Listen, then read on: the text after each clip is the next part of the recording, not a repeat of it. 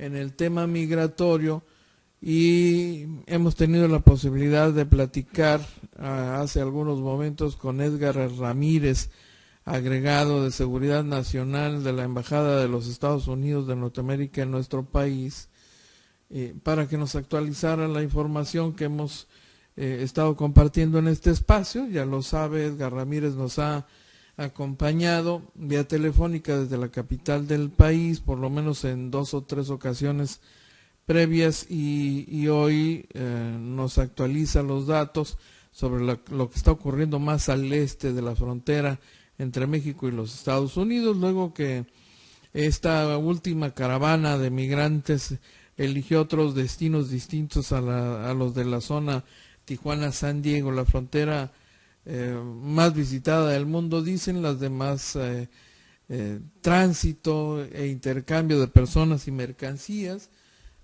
y esto por supuesto tiene otras complicaciones, porque además algunas de las garitas allá pues no son tan concurridas, no son tan grandes, no tienen la misma cantidad de personal, etcétera, etcétera. Entonces vamos directamente con la entrevista a don Edgar para que nos actualice la información, por favor.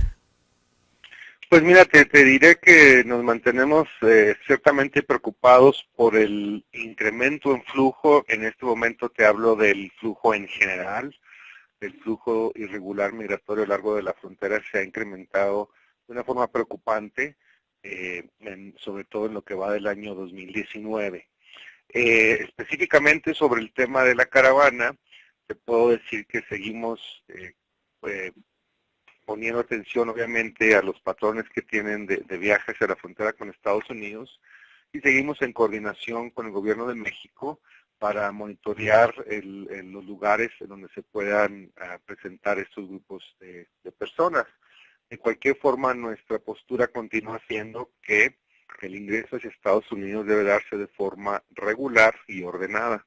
Esto quiere decir que esperamos que la gente se presente en garitas a lo largo de la frontera para presentar su petición de ser admitidos a Estados Unidos.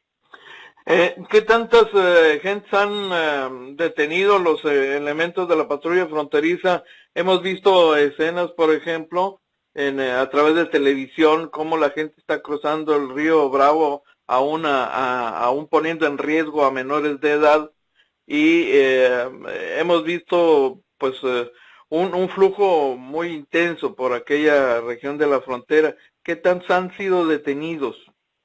Mira, son cientos de personas en diferentes puntos de la frontera. Sé las imágenes a las que te refieres, que en general cubren el área de Piedras Negras específicamente, pero a lo largo de la frontera hemos tenido incidencia de diferentes personas que están relacionadas con estos grupos denominados caravanas que vinieron en enero. Sobre el tema del flujo en general a lo largo de la frontera, independientemente de los grupos de caravanas, te diré que estamos experimentando casi el doble de lo que vimos el año anterior en esta etapa del año. Casi el doble. Así es. ¿Cuáles son los puntos más críticos de cruce masivo en este momento? Pues mira, ya tiene años la realidad de que Tamaulipas y el sur de Texas son una frontera que ve el mayor tráfico en el tema de flujos irregulares. Ahora, dado que en años recientes el cambio en la población de migración se ha turnado más centroamericano que lo que era hace varios años una población mexicana que migraba hacia Estados Unidos. Específicamente el área que te menciono del sur de Texas, podemos decir del mismo Laredo Nuevo Laredo hacia Matamoros, es la región que en este momento tiene alrededor de la mitad del flujo en toda la frontera. Por otra parte, y claro que es bien sabido que el área de Tijuana, por el tema de las caravanas de octubre-noviembre, pues también tiene un flujo importante, pero te puedo decir que eso se da de una índole diferente. en las últimas semanas, el área del estado de Nuevo México ha experimentado la llegada de grupos grandes, grupos masivos de cientos de personas en un solo grupo, lo cual es bastante preocupante porque son áreas inhóspitas, como sabes, no hay necesariamente infraestructura y poblados cerca de ellos, y conforme se acerca el tiempo del año en que las temperaturas se incrementan en esa parte de la frontera, pues es preocupante que grupos tan grandes, que ciertamente incluyen niños, continúen utilizando ese tipo de procedimiento para entrar a Estados Unidos, que es muy riesgoso. Esto de las caravanas elevó la cifra general de personas que cruzan a Estados Unidos ilegalmente en comparación de de la época regular. Hasta antes de las caravanas teníamos la impresión de que hay un flujo promedio. ¿Se ha incrementado con esto de las caravanas, Edgar? Mira, lamentablemente ambos han incrementado. El flujo tradicional, el flujo irregular tradicional que ya veíamos se ha incrementado, y ciertamente la presencia de estos grupos que ingresan al país, al país de México y que se dirigen a Estados Unidos, que se denominan como caravanas, es en general una cifra adicional al flujo que ya tenemos. En cuanto al flujo regular, te puedo decir que lo que hemos estado experimentando es un incremento en el número de familias y menores de edad no acompañados específicamente de origen guatemalteco. Esa es la cifra que ha estado incrementando. En su gran mayoría, cuando hablas específicamente de los grupos que se conocen como caravanas, la composición de estas tienden a ser en su gran mayoría hondureños. Y como dije, también eso está incrementando el flujo, pero el flujo que ya teníamos de forma regular, de forma cotidiana, se ha estado incrementando de una forma preocupante también. En el caso de aquella zona de la frontera, con la presencia de esta caravana, ¿qué tanto o qué tanto se ha aumentado, se ha incrementado la demanda de solicitudes de estos centroamericanos, el intento legal, vaya, formal por tener acceso a Estados Unidos?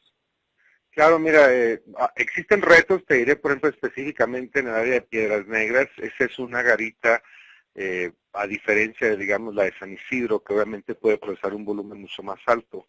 La garita en Piedras Negras e Eagle Pass es relativamente pequeña, de tal suerte que el flujo diario pues es muy reducido. Estoy hablando de unas 14, 15 personas como máximo que podemos procesar en ese lugar.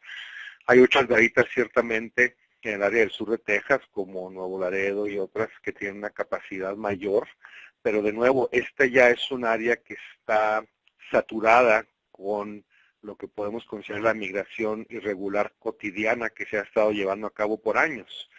De tal suerte, cuando añades a esto el flujo de las caravanas, pues sí representa un problema real tanto para las comunidades del lado mexicano, que tienen que albergar a las personas hasta que pueden entrar, como para las autoridades mismas en ambos lados de la frontera. Entonces se repite hasta cierto punto el fenómeno que vimos acá, una presión extra sobre la capacidad operativa de la autoridad estadounidense para procesar este tipo de solicitudes. Ciertamente, y mira, como sabes, hemos desplegado recursos tanto del Departamento de Seguridad Nacional como del Departamento de Defensa, algunos para tareas específicamente de seguridad, otros para ayudar con la carga laboral del procesamiento del proceso para admitir a todas estas personas.